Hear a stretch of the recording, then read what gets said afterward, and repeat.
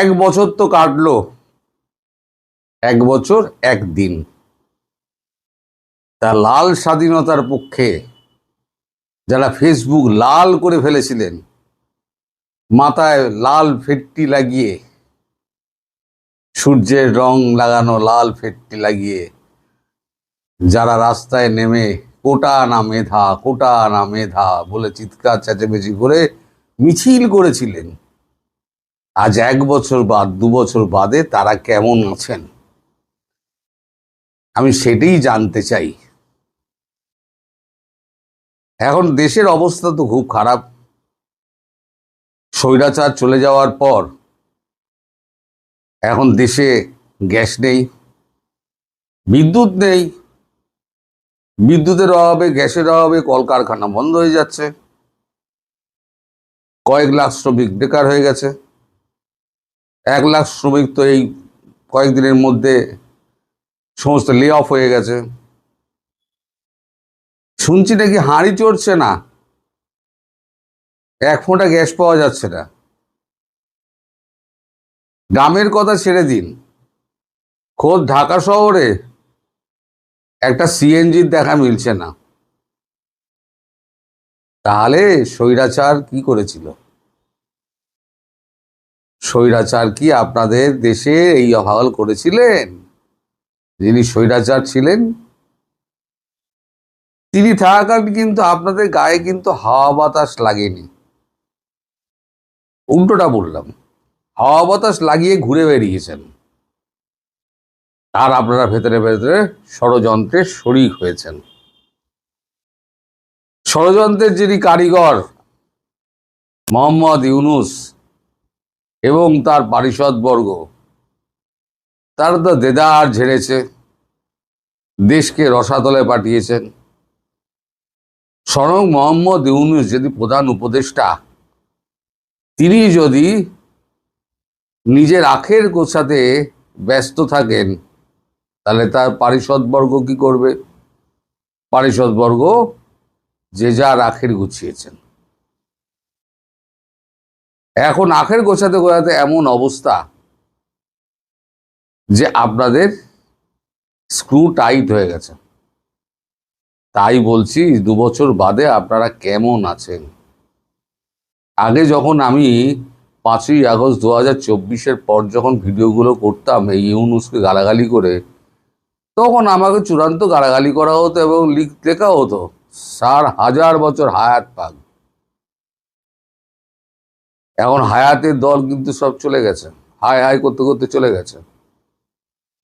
যারা কোটা না মেধা, কোটা না মেধা বলে যারা মিছিল করেছিল, মেধা সব চলে গেছে জেলে, আর কোটারা সব চাকরি পেয়ে ঢুকে গেছে যে যার সস্থানে। এই তো হাল হকিকত। আমি শুধু মনে করে দিচ্ছি, আপনারা তো ভুলে যান এই 5 থেকে 10 অব্দি যত কারখানা ভেঙেছেন, আপনারা আগুন লাগিয়েছেন। আমি কিন্তু তখনই ভিডিওতে বলেছিলাম যে কাজটা আপনারা করছেন তাতে আপনাদের ঘরে আগুন জ্বলবে না, আপনাদের দেশে বেকার বাড়বে, কর্মসংস্থান থাকবে না, বেকারে দেশ ভরে যাবে, মূল্যবৃদ্ধি ঠেকানো যাবে না। আজকে শুনলাম কাঁচা লঙ্কার দাম নাকি 400 টাকা হয়ে গেছে, আরো বাড়বে। এখন আবার নাকি ভারতের কথা মনে পড়েছে, ভারত থেকে কাঁচা লঙ্কা আমদানি হবে।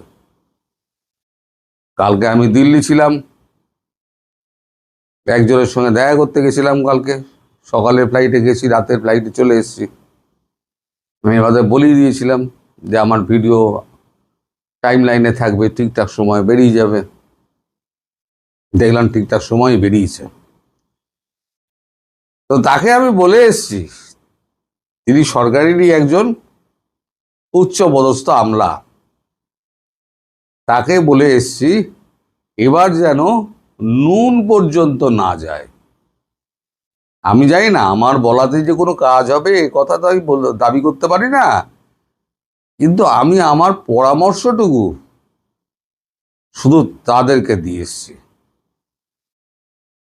নুন, তেল, ডিজেল, কাঁচা লঙ্কা, এই যে গতবারে যে ডিজেল দিল, আমি তখন তীব্র প্রতিবাদ করেছিলাম। আর এবারে গিয়ে দেখা করে বলে এসছি, দপ্তরে দপ্তরে দেখা করে বলে এসছি, যাতে একটা জিনিসও না যায়। আমরা তো টাকা দিয়ে কিনি, তা টাকা দিয়ে কেন। গতকালের ভিডিওটা আপনারা মর্মার্থটা বুঝতে পারলেন না, যে এফএটিএফ পড়ার অর্থটা কি। আপনারা কেউ দেখলেন না ভিডিওটা। এফএটিএফ পড়ার অর্থ হচ্ছে যে আপনার ডলারটা কাগজে পরিণত হবে, আর ওই যে বিদেশ থেকে যে রেমিটেন্স আসে না, ওই রেমিটেন্স গুলো সযত্নে ব্যাংকে রাখা থাকবে, ওটা ভাঙিয়ে কিছু হবে না, ভাঙাতে পারবে না, ব্যাংক আপনাদের টাকা দিতে পারবে না যদি এফএটিএফ যদি ফেলে দেয়। এবং যেরকম সংকেত পাচ্ছি এফএটিএফ ফেলবেই, ট্রাম্প এফএটিএফ ফেলবেই। আর এফএটিএফ ফেললে পরে এই সরকার তো 4 পায়ে দাঁড়িয়ে আছে, 4টে খুঁটার ওপরে দাঁড়িয়ে আছে। তারপর গতকালকে যখন আমি দিল্লিতে, সেই সময় দেখলাম যে মানে শুনছি আমি লাইভ মানে মোবাইলে শেখ হাসিনার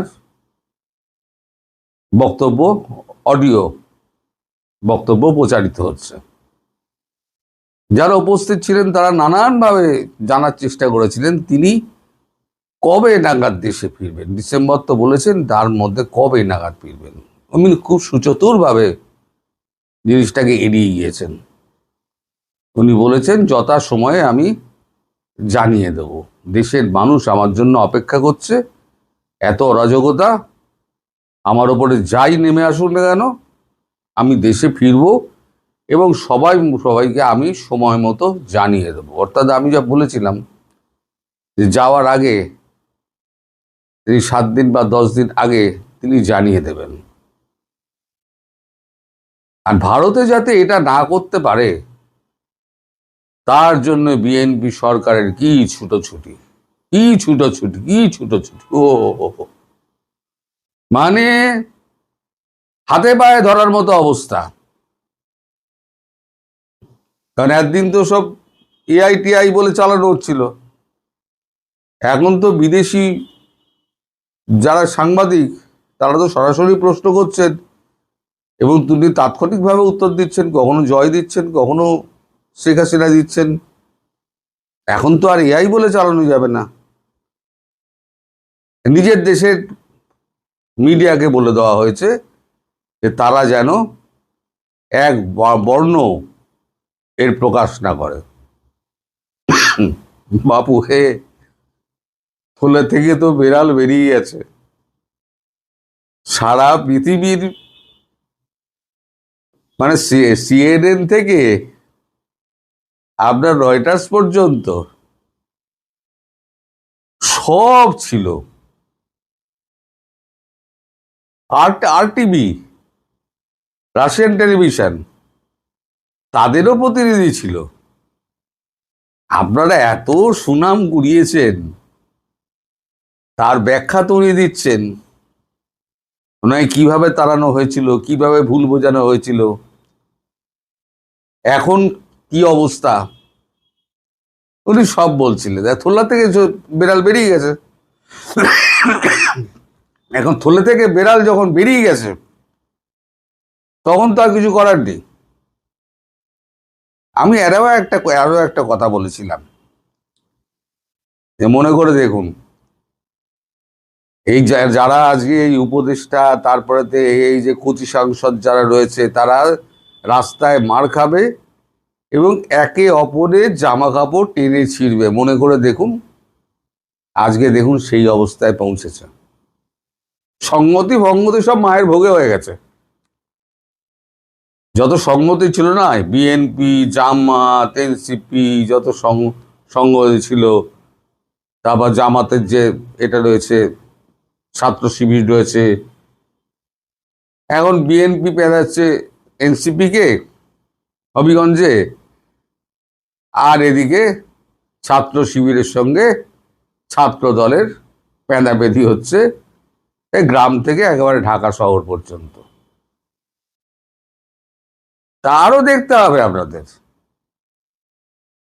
তাই বলছি, লাল স্বাধীনতা কেমন উপভোগ করছেন?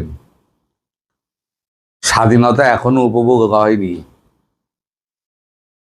আমি বলেছিলাম না, দুর্ভিক্ষের পদধ্বনি শোনা যাচ্ছে, 1 মাস আগে বলেছিলাম।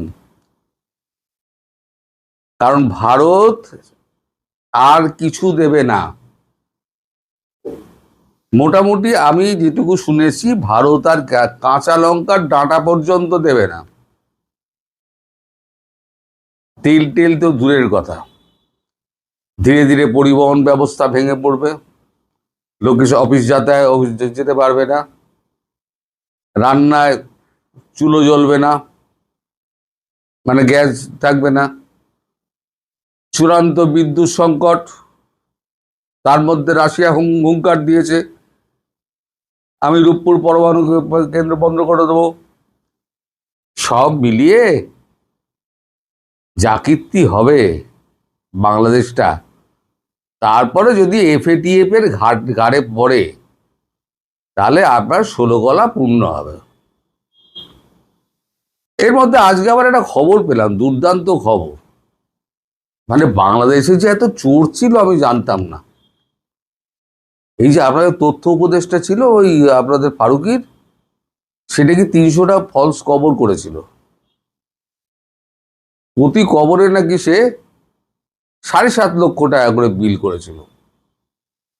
এই করে নাকি সে 21 কোটি টাকা কামিয়েছে। তাহলে একটা কবরের পেছনে যদি 7.5 লক্ষ টাকা খরচ হয়, তাহলে আমি ভাবছি যে তাজমহলে আমাদের নিচে যে কবরটা রয়েছে মমতাজের, সেখানেও রত্ন লাগানো ফাগানো বোধহয় এর থেকে কম দামে হয়েছিল। রত্নখচিত কবর। তা আমাদের ফারুকি যেটা করেছে সেটা হচ্ছে রত্নখচিত কবর খুঁড়ে দেখিয়ে 21 কোটি টাকা পকেটে ভরে, তারপরে তো আরো আরো আছে, এটা একটা ধরা পড়েছে, এটা বুড়ি বুড়ি বুড়ি বুড়ি বেরোবে। শুধু সরকারটা উল্টাতে দিন। ভারতবর্ষ আরো কিছু পাঠাবে না এই কারণে, কারণ আরো অস্থির হোক। আমি বলেছি যে আরো অস্থির করার জন্য মালপত্র যে ট্যাকার দিলেও যাতে না পায়, অন্যত্র থেকে কিনে আনুন। দেখি কত ধানে কত চাল হয়। এই যে আপনারা মাঝে মাঝে বলে ফেলেন না যে ভারতে লোক যাচ্ছে না, ঘটনা শুনবেন। 2653 জনের পাসপোর্টে স্ট্যাম্প পড়ে গেছে, entry not granted in India, stamp পড়ে গেছে। কারণ আমি বলেছিলাম না, এই সব মুড়োগুলো তুলে রাখা আছে, এই মুড়োগুলো যখনই যাচ্ছে ইমিগ্রেশন তখনই দেখছে, চেক করছে, চেক করে ওই ছাপটি মেরে দিচ্ছে। এখন ভয়ে আর কেউ মানে ইমিগ্রেশনের দিকে আসছে না। যারা বয়স্ক মানুষ টানুষ আছে তারা কিন্তু পেরিয়ে যাচ্ছেন, যারা ওই দলের মধ্যে নেই। বিশেষ করে ছাত্র, যুব এবং মধ্যবয়স্ক ভীমরতি ধরা পুরুষ যেগুলো নেমেছিল, সেগুলো কিন্তু ভারতবর্ষে ঢোকা বন্ধ। মাফ করবেন, ঠান্ডা লেগে গেছে। তো এখন তো তারা সদুত্তর দিতে হবে। কলকাতার ব্যবসায়ীরা নাকি হাহাকার করছে, গত 2 বছর তো ডাকেই ছিল কলকাতার ব্যবসায়ীরা, আপনারা আসেননি ধনরত্ন নিয়ে। তা আমাদের আমাদের তো সংসার চলছিল না, এখনো আবার নাকি এই সমস্ত গল্প টল্প ছাড়া হচ্ছে। এই যে হাস্যকর মিডিয়া,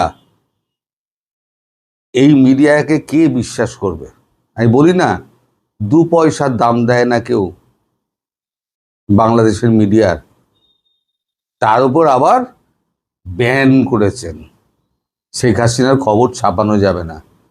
তা শেখ হাসিনা কি কখনো বলেছিলেন যে অমুক টিভিকে, অমুক কাগজকে, যে না তারেকের খবর ছাপা যাবে না? তারেক তো কত অনলাইনে ইন্টারভিউ দিয়েছে, শেখ হাসিনা তো বারণ করেননি। তাহলে আপনাদের শেখ হাসিনাকে ভয় কেন এত? ভয় তো আপনাদের সব উপরে উঠে গেছে। যারা বোঝার তারা বুঝে নিন, সব উপরে উঠে গেছে। এখন একটা টোকা মারা, 4টে পায়া যে আছে সেখানে একটা পায়ে টোকা মারো, হুড়মুড় করে তাসের ঘর ভেঙে পড়বে। তাসের ঘরের ওপরে প্রাসাদ হয় না। প্রতারণার মাধ্যমে পাওয়া ক্ষমতা দীর্ঘদিন ধরে রাখা যায় না। এবার আর একটা খবর বলি, 22টা দেশ না 24টা দেশ প্রধানমন্ত্রী তারেক রহমানকে চিঠি পাঠাচ্ছে। 2-4 দিন বাদেই আমি খবরটা দেব। চিঠি পাঠাচ্ছে যে এই যে আপনাদের আন্তর্জাতিক অপরাধ ট্রাইব্যুনাল হয়েছে না, ওইটা বাতিল করতে হবে, নালে কূটনৈতিক সমস্ত সম্পর্ক তারা ছেদ করবে বাংলাদেশের সঙ্গে। বাংলাদেশ কাকে নিয়ে থাকবে? একে অপরকে নিয়ে থাকবে, তাই তো? রংপুর সিলেটকে নিয়ে থাকবে, আর ওই সিলেট একে নিয়ে থাকবে, রংপুরকে নিয়ে থাকবে। নিজেদের মধ্যে ঘুষোঘুষি মারামারি কর। তবে আপনারা যারা গতকালের ভিডিওটা দেখেননি, বোঝেননি, তারা কিন্তু ভিডিওটা দেখুন, বুঝুন। আপনাদের বিদেশ থেকে যে ছেলেরা মেয়েরা যারা চাকরি করছে বা পুরুষ মানুষ যারা গেছেন, তারা যে টাকাটা পাঠাবেন আপনাদের সংসার চালানোর জন্য, সেই টাকাটা কিন্তু কনভার্ট করে আপনাদের ব্যাংক আপনাদের দিতে পারবে না যদি এফএটিএফে ফেলে দেয়। এবং সেটা কিন্তু ফেলার সম্ভাবনা খুব শিগগিরই আছে, আমি আপনাদের আগাম বলে দিলাম। সুতরাং যার যা আছে এই বেলা তুলে দিন, যদি বা কিছুদিন আপনারা সরকার পড়ে যাওয়ার পর নতুন কিছু হওয়ার আগে অবধি চালিয়ে নিতে পারেন। আমার এই সদুপদেশটা মানুন, যার যা টাকা আছে ব্যাংক থেকে তুলতে শুরু করুন, তুলে ঘরে মজুত করুন। এরপরে একটা পয়সাও ব্যাংক থেকে পাবেন না। সবাই ভালো থাকবেন, সুস্থ থাকবেন।